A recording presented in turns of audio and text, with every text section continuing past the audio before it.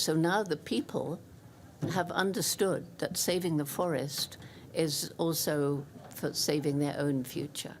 My name is Dominic Warre. I am a member of the Managing Board here at the World Economic Forum, and it's my delight and privilege to welcome you to this discussion, which is a briefing about a major initiative that has been launched here at Davos called the Trillion Trees Platform, or 1T.org. 1T.org exists to serve the global community of actors committed to contributing to the goal of growing, restoring and conserving 1 trillion trees worldwide by 2030. It's a very, very important initiative in the broader issue of tackling climate change, the climate emergency that we face.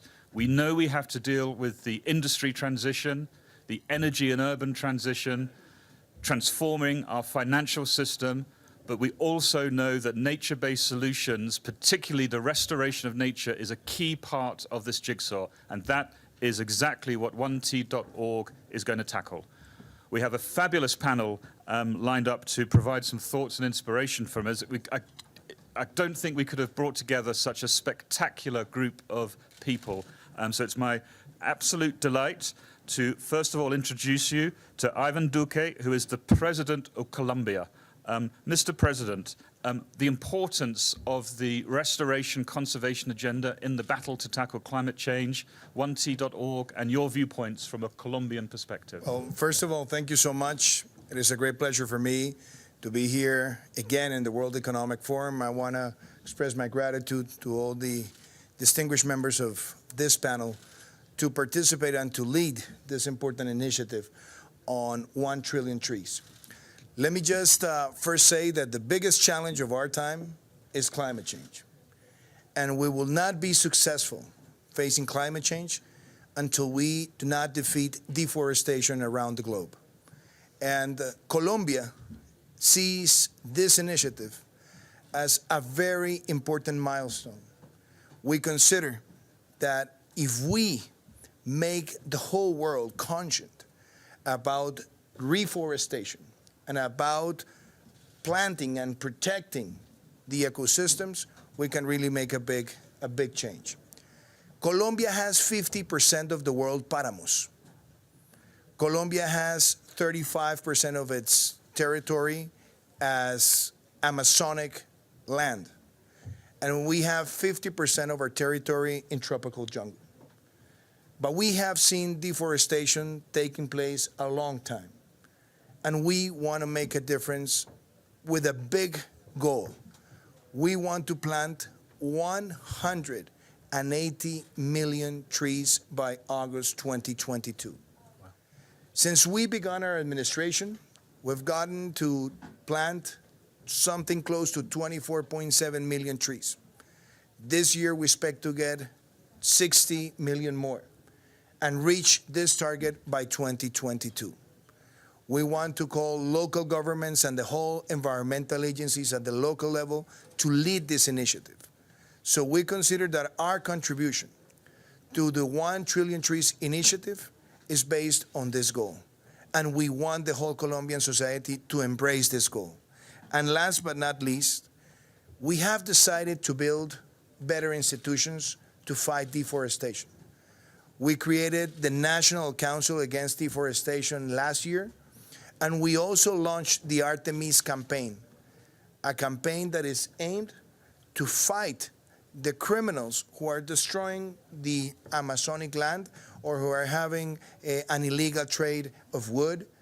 And we believe that if we combine the efforts of planting and generating a social conscience for reforestation, and if we fight the criminality that is surrounding many different ecosystems in the world, we will be more effective.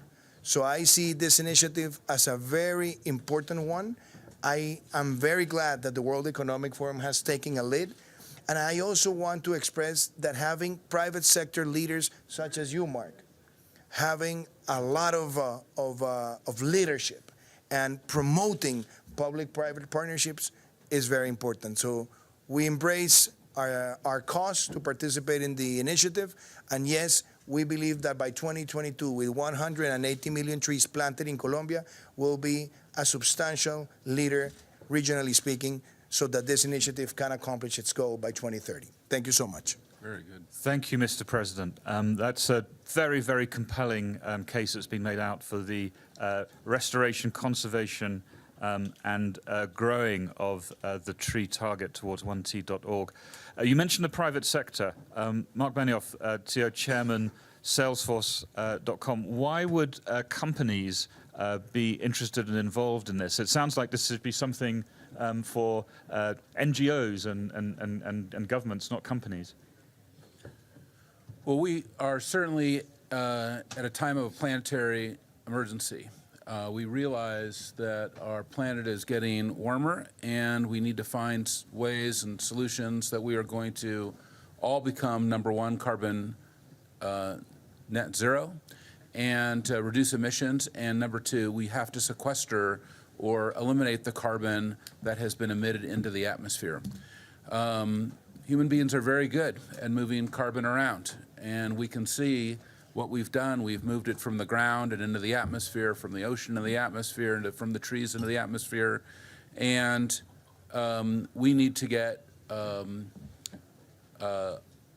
big eye on our forests so that we can use them to sequester this carbon. I want to just start by telling you a story, which is we were in the San Francisco Climate Conference, and Jane Goodall was there.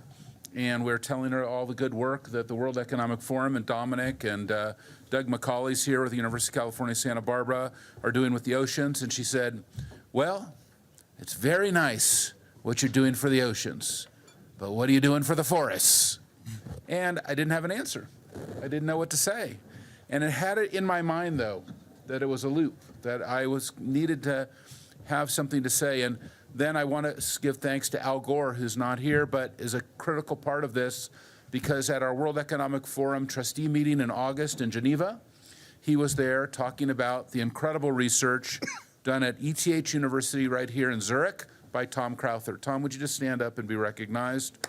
Tom did the incredible work for the Trillion Tree Vision. His team is doing extraordinary things and took artificial intelligence and low-hanging satellites and other fourth industrial revolution technologies and is showing us where these trillion trees are going, and also the amount of carbon that they can sequester, and the mathematical models and environmental models. And the research was then published in many scientific journals, including Scientific American, Science, and others. And Al Gore said, have you seen this research from Tom Crowther? And I was like, no, I haven't. He's like, about the forests. And I said, well, I'm actually thinking about the forest because I was just with Jane. And then basically that same day, Doug McCauley emailed me and said, well, have you seen Tom Crowther's research? And I said, no, I haven't, but Al Gore just mentioned it. And when I said it, I said, what? 1 trillion trees will sequester more than 200 gigatons of carbon? We have to get on this right now. Who's working on this? And I was very fortunate to have a great relationship with Dominic, and I said, Dominic, what about the World Economic Forum? And I just want to thank Klaus Schwab, who then fully embraced this idea. And we really have this now underway with a full team that's going to be staffed in Geneva, working with governments. Thank you, President Duque, for your outstanding leadership. Also, I would like to thank President Trump, who's also committed to participate in the 1 trillion tree campaign, and I expect the United States to commit to between 50 and 100 billion trees. So that research is being done by the Department of the Interior right now, and I expect that to get finalized, hopefully in the next few months, and moving ahead there. I really want to thank the World Economic Forum, because I don't think there is another organization on the planet that actually could take this research that's, coincidentally was done just a couple miles from here, and start to execute this and to be able to convene the world leaders. This is such an important time. We are at a moment in history where all of us need to think about what does the future look like. And I know that planting 1 trillion trees sounds daunting. But there used to be 6 trillion trees on Earth. Now there is 3 trillion. So we should be able to get another $1 trillion back. Well, I'd like $2 trillion. I guess I want them all back, Tom. How about all $6 trillion? That would have a huge impact on our environment. And we've already seen interest from 200 to 300 companies just in 24 hours to join our 1T.org program, and Dominic can talk about that. You can get more research and understand what we're doing at 1T.org. And, you know, who's against the trees? I mean, everyone's for the trees. The trees are a bipartisan issue. Everybody's pro-tree. I haven't met any anti-tree people yet. So that's very good. So, Jane, you've done a great job. And every one of us can join this movement, and every one of us can make a commitment to plant trees, whether it's individually or organizationally, whether it's a government, whether it's a nonprofit, an NGO, whether it is a business. Salesforce is committing to planting 100 million trees over the next 10 years. That's our opening entree into this. I hope it will be much, much larger, and I think it's also a great example of stakeholder capitalism, which is something that we're promoting here at the World Economic Forum's 50th anniversary. The idea that businesses have to be more than just their shareholders. They must be about all stakeholders, including their employees, their customers, partners, their local communities, their schools, and certainly the planet and our forests and our environment is a key stakeholder for every business. So we all have to be thinking about this. So thank you for having me, and I'm so excited for this initiative. Brilliant. Thank you very much, Mark Benioff. Now, the other interesting thing about this, of course, is people have been mobilizing communities and indigenous groups and local societies engaged in these sorts of areas. So there's an enormous potential to draw together into the 1T.org platform an enormous amount of experience at indigenous peoples and community level. And if I'd like to, I could turn to Hindu Umanu Ibrahim, who's the president of the Association for Indigenous Women and from the People's Republic of Chad. So almost from the other side of the coin here, we've heard from major government leaders and major international corporations. This effort to restore, conserve and grow 1 trillion trees by the end of the decade, is that something that is impactful and interesting from the communities and indigenous peoples that you work with, and how is that? Thank you very much. For indigenous peoples, forest trees is not only like a trunk of tree or leaf. It's our home, it's our food, it's our medicine, it's our life, it is our knowledge, it is our school.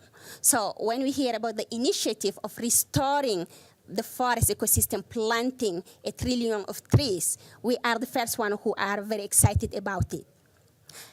Because we think finally the solution is coming into the tables, and that's what we are expecting. We cannot wait for that for 2050. It's starting now, and that's what we want.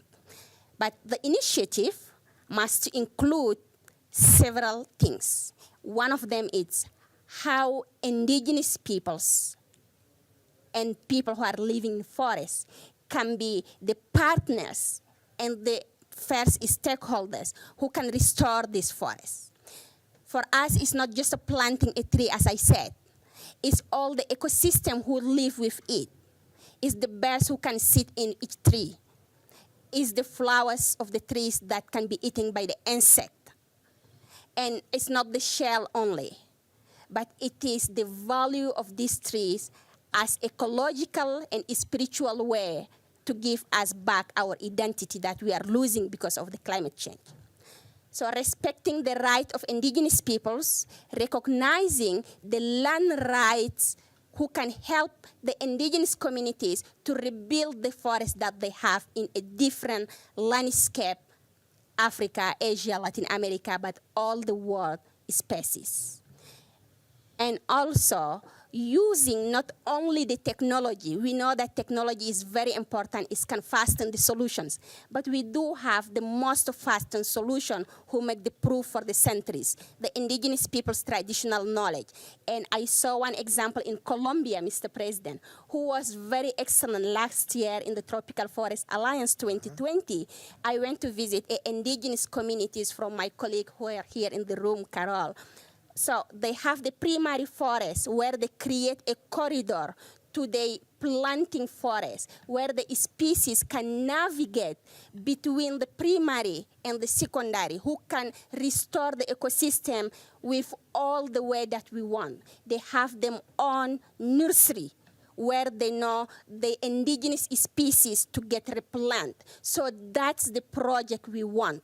And if we go it in the way of indigenous peoples and we involve them, we are going to have not only tree planting, but life and livelihood of the peoples, the socials, and then the living in harmony with the nature who can be restored. It's from the women's, from the children's, but from the next 7 generations that we are looking on it. So this project we want, we really welcome it, and we look it forward to work with the private sectors, with the companies, with the governments who are engaged, as Colombia here, but all African government, all Latin American, even Siberia, who is also burning.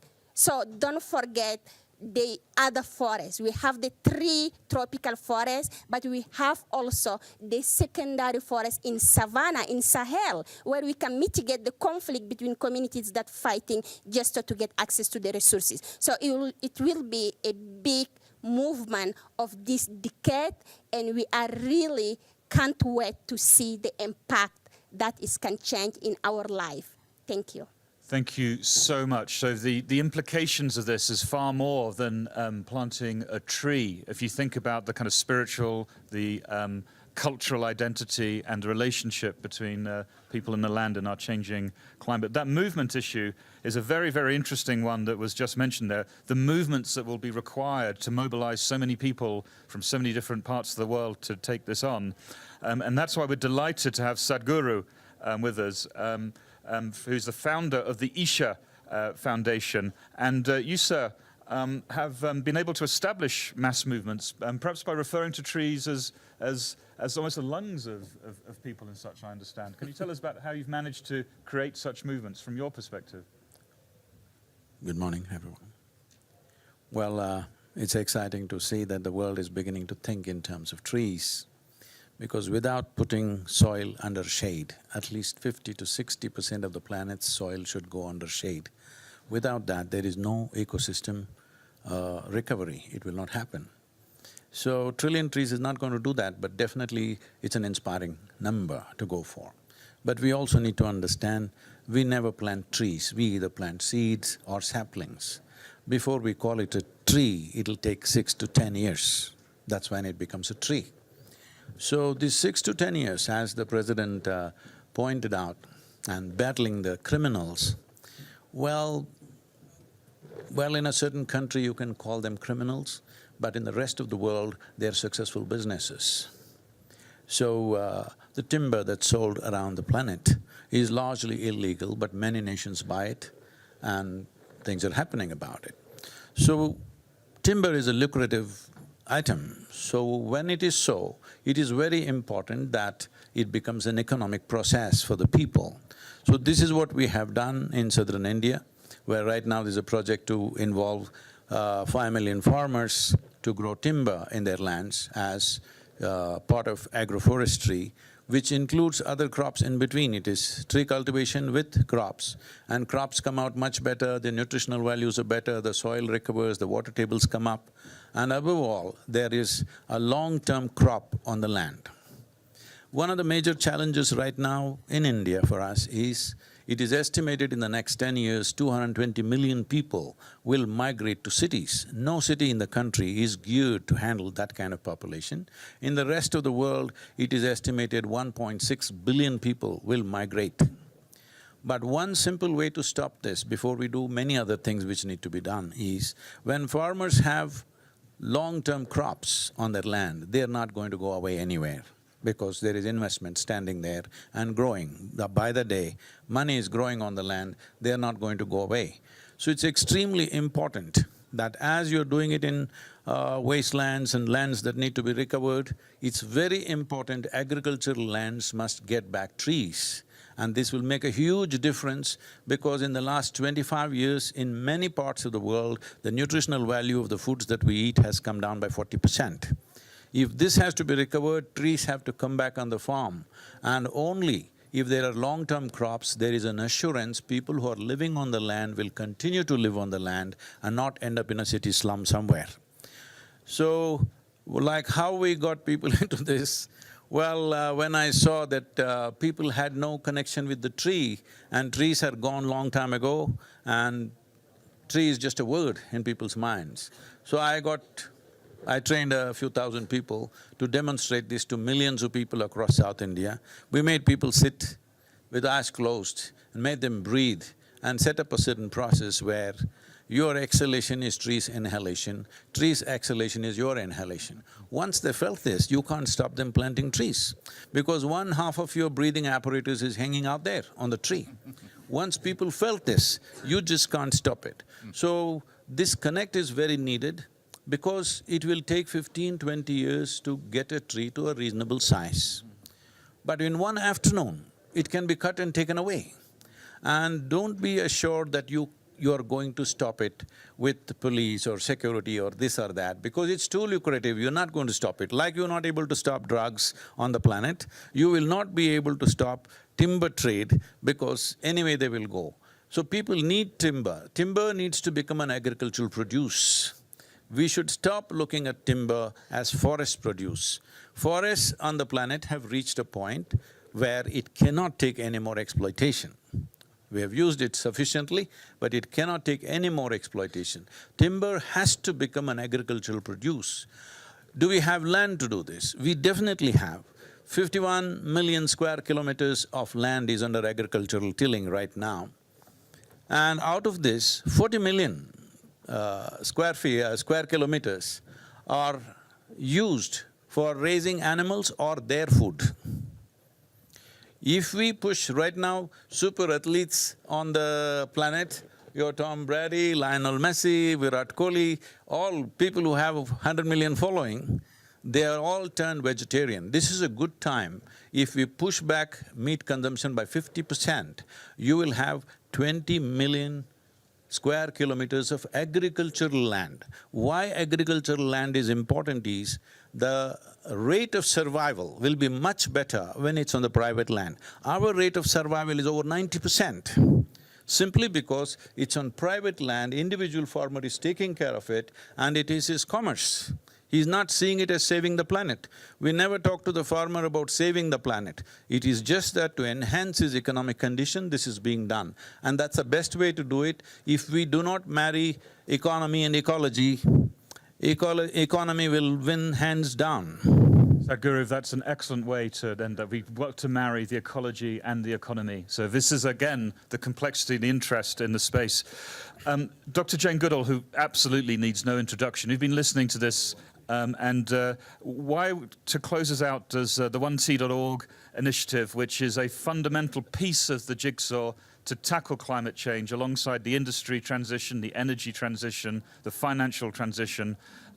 Tell us why this is an important and interesting initiative for you and the things that you would like to see it do over the course of its lifetime. Okay, how many minutes do I have? You've got a couple of minutes to close us Couple out. of minutes? Couple of minutes and there's time for the call. Well, much as you want. okay, so it's obviously very fascinating for me to be here to listen to all the speakers on this panel. And thank you, Mark, for acknowledging that I helped to bring you around to my beloved trees. So I've always loved trees. The reason I left the chimpanzee research at Gombe was when I realized that right across Africa, forests were disappearing and chimp numbers were dropping. And when I flew over my tiny Gombe National Park, it had been part of the great equatorial forest belt.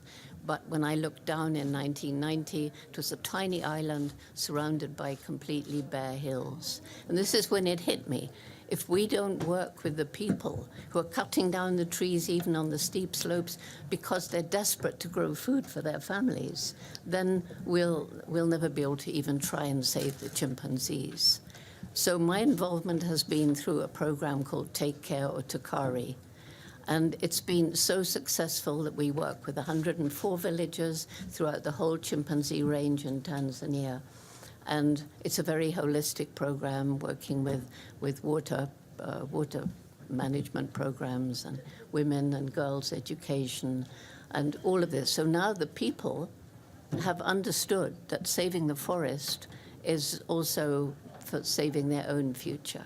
So right at the beginning, as I was working on all of this and trying to raise money for it, I realized that all of this is absolutely wasted unless new generations grow up understanding some of the problems that we have brought about upon ourselves with the climate crisis.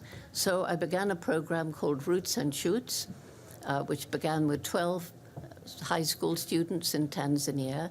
It's now in about 60 countries, including India, and including Colombia. And it's got members in kindergarten, university, everything in between. One of the very first projects we did was tree nurseries, was planting trees. And the reason I think that this Trillion Tree project is so exciting, people say to me all the time, what can I do? What's one thing I can do? You can plant a tree.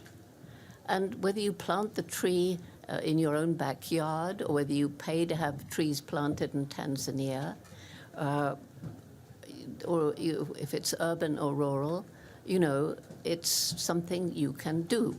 And now I find with all of this amazing technology that's out there, which I don't begin to understand, but you can actually identify individual trees. So I changed the way that animal behavior science was conducted by giving chimpanzees names. I was absolutely castigated by the scientific community. I should have given them numbers. Well, what about naming trees? If you have a tree named for you. So our Roots and Shoots program just last year planted about 5 million trees around the world. And that's with very little support. If we had more money coming in, we could plant many more. 5.5 million, you know, Roots and Shoots has guaranteed that this year alone. So yeah, the Trillion Tree Project is exciting because everybody can get involved. And whether it's communities on the ground that are so important, businesses, politicians, political leaders, children, everybody. And if we have a tree in our name, we want that tree to live. And so, yes, I think the Trillion Tree Project is absolutely fantastic, and I congratulate everybody working on it. And yeah. Thank you so much, Dr. Jane Goodall. Now, 1t.org is the platform. The mobilization will begin. You go there and you can express your interest. I'm sure there are a few questions here. We are quite pressed for time. So what we're going to do is we're going to begin to take the room next door where most of the panelists can stay for a few minutes and take some questions. Some of the panelists have to stay here, obviously, for and some people have got very pressed schedules. But if you want to ask some questions, some of the panelists will go there because we're going to have to move this one out to get another very important press briefing in. But to close, in terms of the platform that is 1t.org, to plant, restore, and conserve those 1 trillion trees. Thank you so much, everyone, from this panel. 30 seconds for 20 seconds. Go. As a part of Kaveri Calling right now, with 5 million farmers, we are committed to plant 2.42 billion trees in one river basin, sequestering about 12 trillion liters of water. This could be done in various river basins to revive rivers also. In India alone, in collaboration with Trillion Trees, very easily we can scale this up to 50 to 60 billion trees across the country in river basins, all on private lands. This is important that it's on private lands because the survival rate is over 90%. Thank you very much. There we go, and we encourage more of that. So thank you very much. Just give us a round of applause for our panelists.